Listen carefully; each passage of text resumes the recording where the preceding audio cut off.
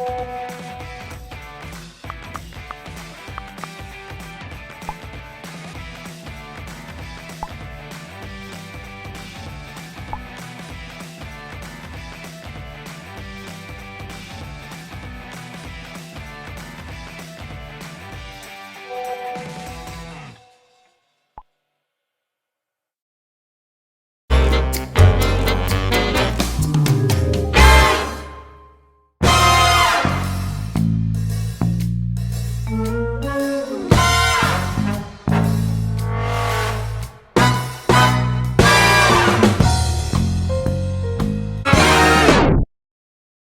did you guys prepare any questions?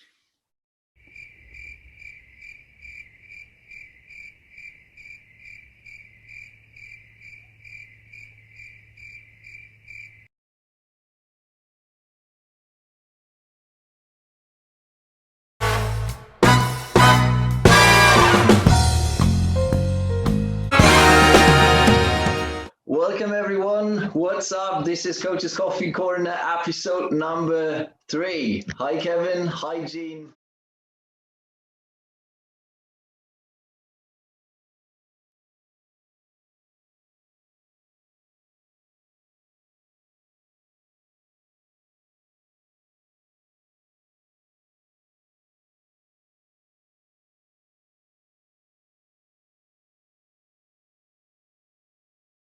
Welcome everyone. This is Coaches Coffee Corner, episode number 2. Hi Kevin. Hi Gene. How are you? Where are you?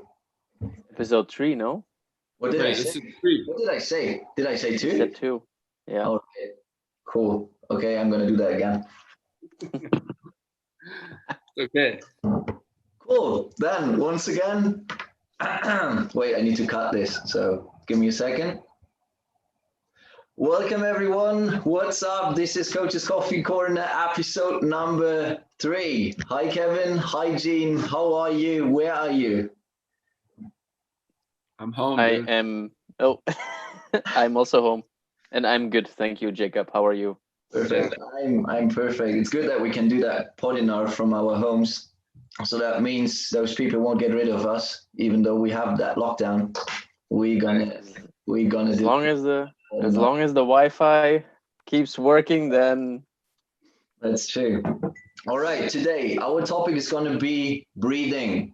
Okay, Kevin is going to be our go-to guy because Kevin, you are sharing a lot of information about breathing everywhere. Instagram, within like when we've been in the gym, you've told us a lot about breathing. Sometimes I went into the box and I just saw you sitting there. You told me before, hey, I go and train, and then I went into that room and you were just sitting there, eyes closed, and you were breathing, and I was like, dude, you just told me you go and train, but apparently that was your training. I was doing because I was in the box. I was doing box breathing, I think. That makes sense. So that's actually a good. That's a good starter. So maybe box breathing. That's something you can do anytime. Just very quick for our listeners. What's box breathing, Kevin? Box breathing, you need to see it as how I explain it. It's like a box. So you are gonna have an inhale, you're gonna have a breath hold, you're gonna have an exhale, and you're gonna have a breath hold. And this is depending, like the time needs to be the same, of course. So you can go 3, 3, 3, 3, 4, 4, 4, 4, 5, 5, 5, 5. Depends a little bit on how good you are with breathing. Like some people, they cannot hold the breath for a long time, so they will take more the lower parts of the. I see. So they would even go maybe 2, 2, 2, 2, like breathe in, hold, breathe out, hold, and then build up on that. Okay, cool. Benefits. I see. Benefits of breathing, we're going to talk about that later for sure. But as an introduction, I said already that you're sharing a lot of information about breathing for daily life, for daily use. You are talking about things like nose breathing versus chest breathing. We may be going to talk about that later too. But you also shared something about... We will, okay. Promise. You also shared something about the BOLT score. And there's actually, it's, what is it? Body oxygen level test, right? So maybe you can tell us something about that, and maybe you can lead us through that test, us and the listeners. Yes, we will do the test, but first, the bolt test is super easy. So it is mainly used to see how good you are on carbon dioxide in your body. So your body has two gases. It has a lot more, but we're gonna keep it simple. When you breathe in, this is oxygen, O2. When we breathe out, it's carbon dioxide. And if you hold your breath, carbon dioxide will rise in your blood, and then you will have a feeling, I need to breathe now. Okay, so this test actually sees how good you are in holding or in your carbon dioxide buildup. The higher this is, the less you breathe throughout the day, and the better you will feel. Okay, so you will be not as breathlessness, or after a workout, you will not feel completely destroyed. Um, a lot of people, if they have, like, if they breathe too much, they will actually have a stuffed nose. They will feel fatigued throughout the day, and breathing too much also stresses your system. So it is important for us to see, are we breathing too much? And this can be because of everything. It can be because of what's going on right now with COVID, also stressors, but it can also be that you were like breathing from the beginning where you were born, you were just breathing too much. Could be. I don't know. I don't know everything, not yet, but soon, hopefully. No, we will never know anything, everything. But no, this test is super easy. So what we're going to do is we're going to breathe in slowly, normal breath in, and then normal breath out, and then we're gonna pinch our nose and shut our mouth. I'm gonna put the timer, and the most important thing is that you stop the exercise when you feel the first urge to breathe. So the first urge can be, for example, with me, my diaphragm goes up and down. From the moment you feel you have to breathe, the test stops. So it's not a maximum hold test. Okay, that is super important. After you finish, you need to breathe normal again. That means if you go too high, and after the test you're like, this is too far. So this is not what the bolt test wants to do. It wants to know how good you are in carbon dioxide and when you are the first urge of breathing. And then we have some seconds, and then we can see where you are or where we are at this point in time. Okay. Do we plug our nose? Like yeah. Plug your nose. All right. When do we start the stopwatch? Whenever we breathe I will show my stopwatch, because then it's easier for everybody. I know it's yeah, you can see it, no? Yeah, even if it's in vice versa or whatever. Good thing that we had coffee before we are doing this. True. Wow. I'm okay, so super slowly. You need to. We're gonna go on my cue, so it could be that my breath is longer than yours or shorter. So we already have a little bit of, yeah, we'll see. Anyway, it's better to do this also in the morning after waking up. But for now, we're just gonna do it like this. Okay. Okay. I'm a bit nervous. Me too. So all until the first urge, guys. Not max breath hold. You need to breathe normal again after. Okay. We breathe in, out, pinch your nose.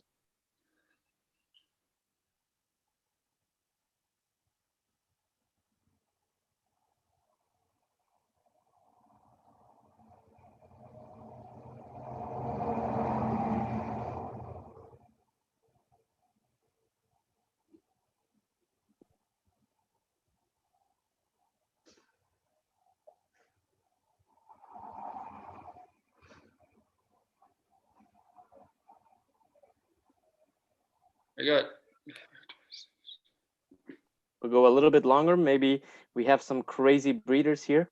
Well, I was the worst one. I had 21 40. or something. 20. And 40 is like, then you are not over breathing, or you're not stressing your system extra. So 20 is like, this is the normal score. Well, okay, if you're below 20, what's going to happen is, of what could happen or what is happening is that your nose is like clogged sometimes.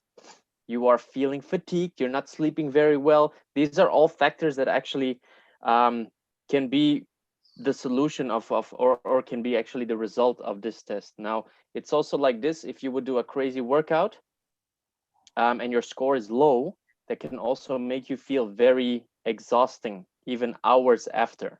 Okay. The goal of this is to get to 40 seconds. If you are to 40 seconds, you will feel amazing. That's at least what they claim in the book. And you will also feel less fatigued, less breathlessness after your workout, and you will just maybe thrive a little bit more as a human. So there's a lot of stuff we can share later on how to increase it, or maybe we put a PDF together so people can also increase the score. And every 5 seconds you increase, you should feel better.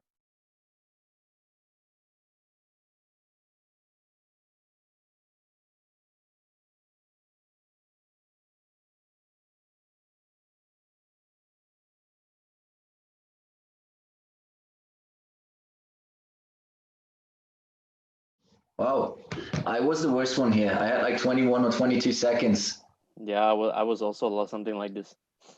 Okay. Yeah, I couldn't really differentiate. Like, I don't know. I'm used to surfing wise, where you're held underwater and you're like used to that. So I was like, I kind of have to breathe, but I don't know if I should stop. Like, I don't want to take it too far, but I also saw you guys kind of let go and you're both relaxed, and I don't want to be like.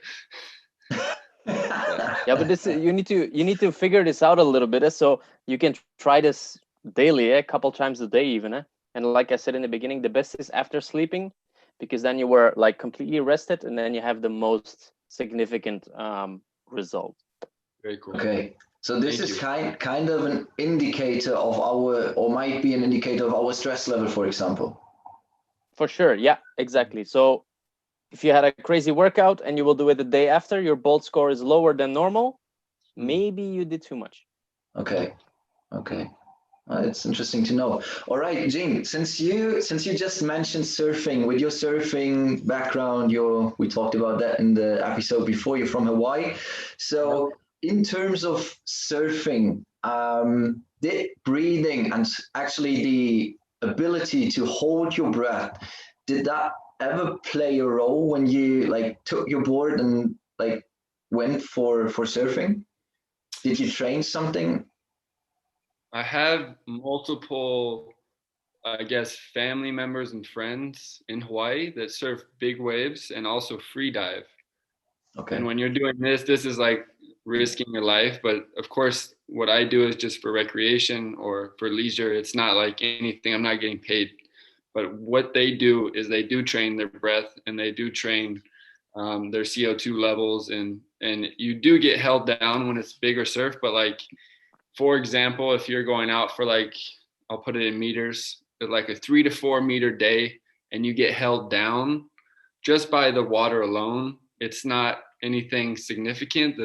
The hardest part is that imagine that you're exercising and then all of a sudden you can't breathe. So like your heart rate is really high, your respiration rate is really high, and then all of a sudden you're held underwater. Now, seconds wise, that could be from 5 to maybe 10 seconds, which feels like a minute, and you're getting thrown everywhere. You're upside down, right? But for the guys that are free diving or the guys that are surfing big waves, they're getting held down for 30 plus seconds, and the free divers are diving for up to 4 minutes. So this is like, they really need to train for this. And you can imagine if you're surfing a big wave, yeah, your heart rate is super high. So you have to understand how to relax and hold your breath in a really, really stressful atmosphere. I don't know if that answers your question, but. Kinda, because what I also want to talk about is I actually have an app that I want to recommend to everyone. It's called XPT Live, and Nice. I think the founder was Laird Hamilton. Laird Hamilton, is that his name? Yeah, he's from Hawaii, isn't he? And he's a surfer. Yeah, he's from the island of Kauai. Yeah, I'm from Oahu, but yeah, he's a surfing legend, as we discussed before, and they do a lot of they practice breathing is very integrated into their training. And I think I've looked over the app, but I've never actually used it. So that's cool that you use it. Yeah. So they have, and it's for free, and not everything, but everything I use is for free. So they have different programs, all of them around 8 minutes. They have a morning routine. It's always about breathing. They have a pre-workout routine, a post-workout routine, a midday energizer routine. They have a lot in the application. So if it comes to when do I use breathing, like, and then it comes to, sometimes I'm just sitting at my desk working and I feel like, hey, I want to work out, but I don't really have the energy. Sometimes what I do is I take that app and they have then I use the midday energizer or the pre-workout routine, and it's just breathing 8 minutes, and it doesn't really feel like it's something different, starting your pillar movement preparation, grabbing your foam roll, or just slide down on the floor, grab that app, and someone leads you through 8 minutes of breathing, and afterwards I feel so energized every time that I feel like, yeah, why did I even think about it? It's not possible today to train. I was sitting at the desk the whole day. I felt like there's no way I'm going to train today. And then I do that midday energizer or pre-workout routine, and I feel like, okay, let's go, let's train, let's go into my normal pillar and movement prep. And even they have a bedtime routine that also helps.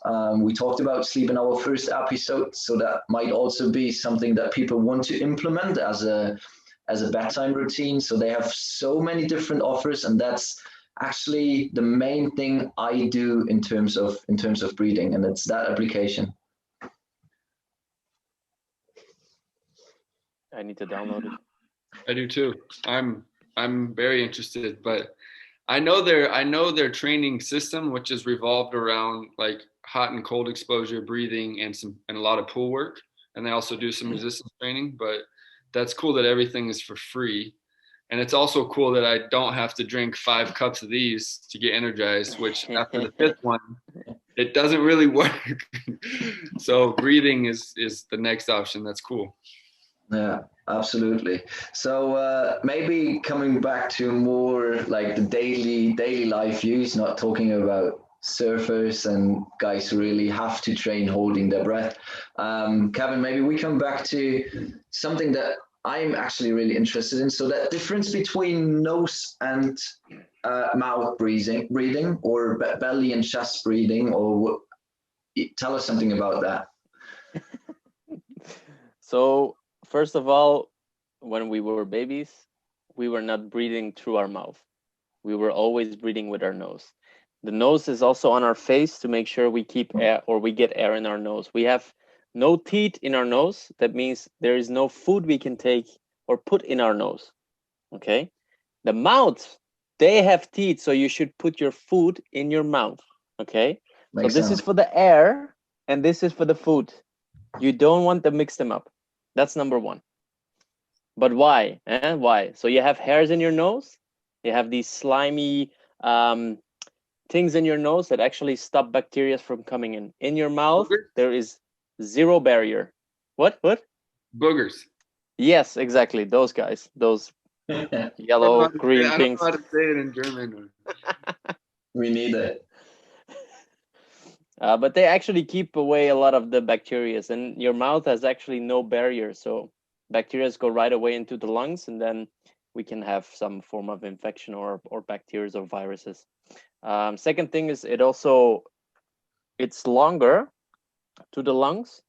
That means your body temperature is 37 degrees. So cold air actually warms up in the nose. In the mouth goes boom, cold air right inside your lungs. Again, you can go coughing, for example. You should try it. Now it's cold outside. Just breathe with your mouth open in this cold air, and you will not feel super great. I can promise you. And then the last thing is actually you breathe too much air in once with your mouth.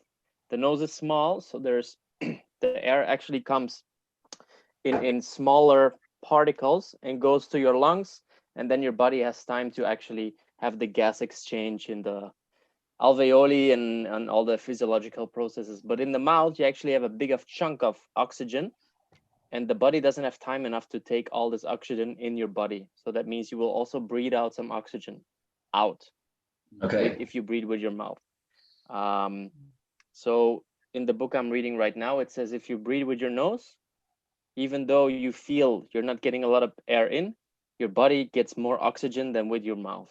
Okay, so basically, with the way of that external respiration, we change our internal respiration. So what's happening then inside what you said, alveoli, actually within our cells. So that's really interesting. And then we mentioned that before. So chest versus belly breathing. So that's again something different, right? So I can breathe through my nose, but into my chest or into my belly. So what's the difference there? Normally, if you breathe like without any stress, like even if you're not really aware of it, if you breathe with your nose, you will breathe with your belly. If you breathe with your mouth, you will be more a chest breather. Now, it also has connections with our sympathetic and parasympathetic, so our flight and flight, where we need to go hard, or our recovery, rest and digest system. And if you breathe with your nose, you will be less active. You will be nice and cool, relaxed. If you breathe with your mouth, you're actually activating the other system, which makes your stress levels go up even further. So you're in this vicious circle. Mouth breathing, it's just active, active, active, active, active, while the nose holds the bacteria and can actually relax the body, which is what we most of the time need the most. Okay. So as soon as we are stressed, if we narrow down our focus to nose breathing, that should actually help, right? Yes. Deep into the belly through that nose. Okay. Because I'm pretty sure I've always been a mouth and chest breather. I'm pretty sure about that because in that very first episode, I said I'm doing my yogility, right? As my bedtime routine. And there's also breathing included. And it's so interesting to see you also lead it through the session there, through that yogility session. And they also tell you to breathe in a certain way. They have some different, something like box breathing that's also done there, but always through your nose into your belly. And it's so interesting to see as soon as I move into that pose, and then I add the breathing, and I get so much deeper into those positions because I'm relaxing. I'm like, it's that parasympathetic system that switches on. I feel like that stress of the stretch because it is not comfortable, but I start breathing and I narrow down my focus on that breathing, not even worrying about that stretch anymore. But I get just deeper into that position and it feels great. It just feels great. So that's another thing how I use breathing in my daily life. So yeah, as I said, in that yogility and with that XPT life application. Those are those two ways to use. Gene, tell me. Yeah, you're not living in Hawaii. I like it all. I think you guys are making the light switch on a little bit, but it kind of makes me think about how maybe going back to the surfing a little bit, but just how we perceive fear, and with that fear, how it turns on our sympathetic, the fight or flight that you were talking about, Kevin. And whatever that is, if it's a meeting, if it's a text message, whatever input, even me talking right now, I'm turned on, I'm in my sympathetic state. Like, how can we regulate that? And how can we, I guess, harness that by like changing the rhythms of our breathing, even if it's exercise or stress, as we call it, like everything makes stress or everything affects our sympathetic nervous system. If we can just get to that parasympathetic state by breathing and harnessing that rhythm, maybe by, like you said, Jacob, controlling the tempo, in and out, that's what I probably want more of and need more of. And sometimes it's just good even just to think about it. I'm like, man, if I could just, even sitting here now, just controlling my breath through the nose, like I'm just aware of it. Instead of, you go through your day, right? And it's not something that you think about as breathing, but if you can harness it, maybe you can switch on other chemicals in your body to kind of slow you down now that we're at home all the time. Yeah. I don't know. Yeah, absolutely. I mean, it's a good thing that it's kind of a reflex, right? That we breathe subconsciously. It would be super hard if we would need to focus the whole day. Hey, I need to breathe. I forgot to breathe. Hey, what's up? So Right. that's a good thing. But still, it's so amazing to know that actually, if you really focus on breathing, that this might be an incredibly powerful tool to switch how you feel, how stressed you are, and so on. Mhm. So yeah, and then one other thing, just to show the variety of how breathing is used in life, in sports. Gene, you told me you worked with your Romanian guy in Olympic weightlifting, right? Mhm. And Mhm. every time you approach a heavy lift, doesn't matter if it was a squat, back or front squat, a clean or a snatch, I'm pretty sure you were thinking about your breath and you did something. Mhm. So what did you do there? He always talked about actually breathing through the nose and bracing with the nose. He didn't.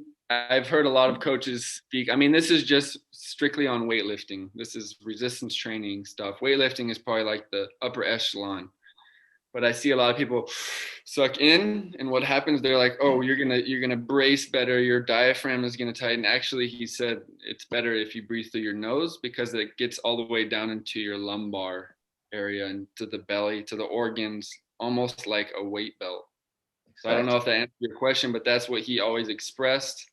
He had another demonstration that was pretty good, but it was through the nose and how he kind of controlled that lower part of your spine. It's just a powerful message from a guy who has a lot of experience, right? He won 7, I think, Romanian national titles. He was on the Olympic team for Romania weightlifting. So I guess we can take something from that, but at the same time, how can you apply that in your everyday life, maybe?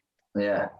I get what you're saying. The idea was just to show how powerful our breath is. So in Mm. that case we use our breath to actually build a human corset, to tighten up everything, to have a stable to be stable proximal, and then even build more athleticism distal. So we are stable in our midline, and we're building that anchor to work efficiently with our limbs, right? Absolutely.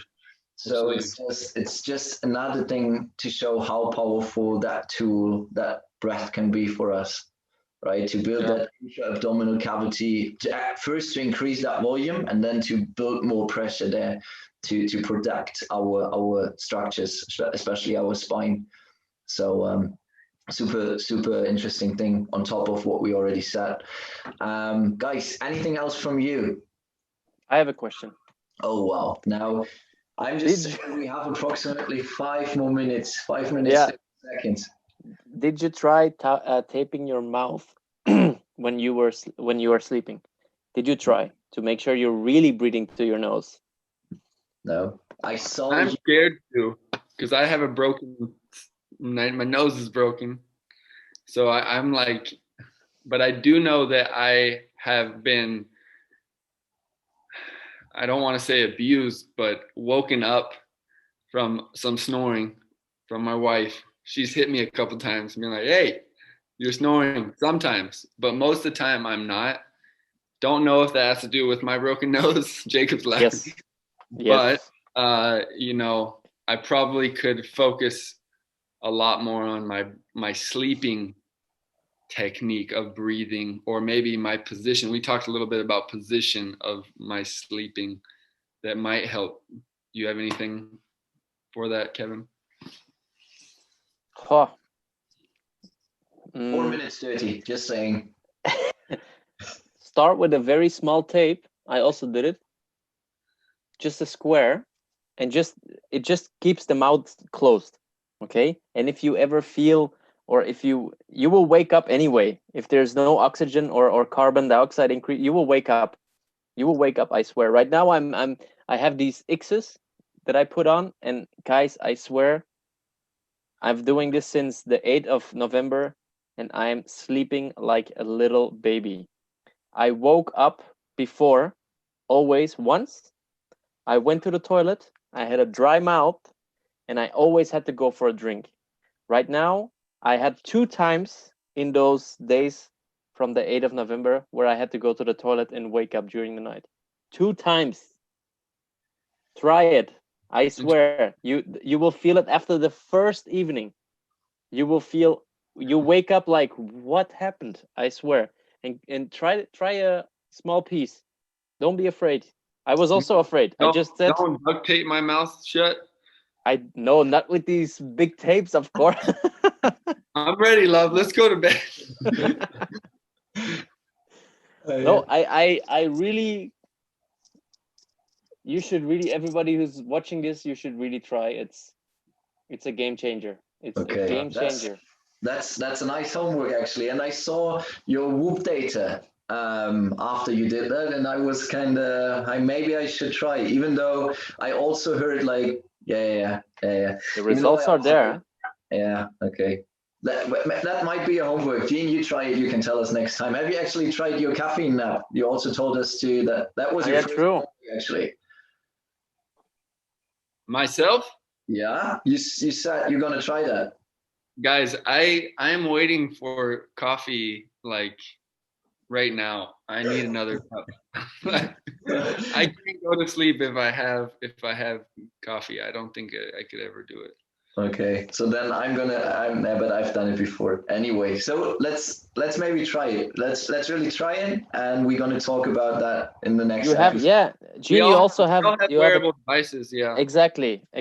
I would try it, and you guys, I swear, you will wake up like a little baby, and you will feel like you can handle everything that will thrown at you. I swear. Well, I sleep with actually like a little baby, so I don't know where I'm gonna fit on this spectrum, but I think it will help. Like, cause I have a lot of trouble getting. Actually, my wife, she gets into deep sleep. I know we're going into a rabbit hole, but she gets into deep sleep very well because of the hormones she's producing.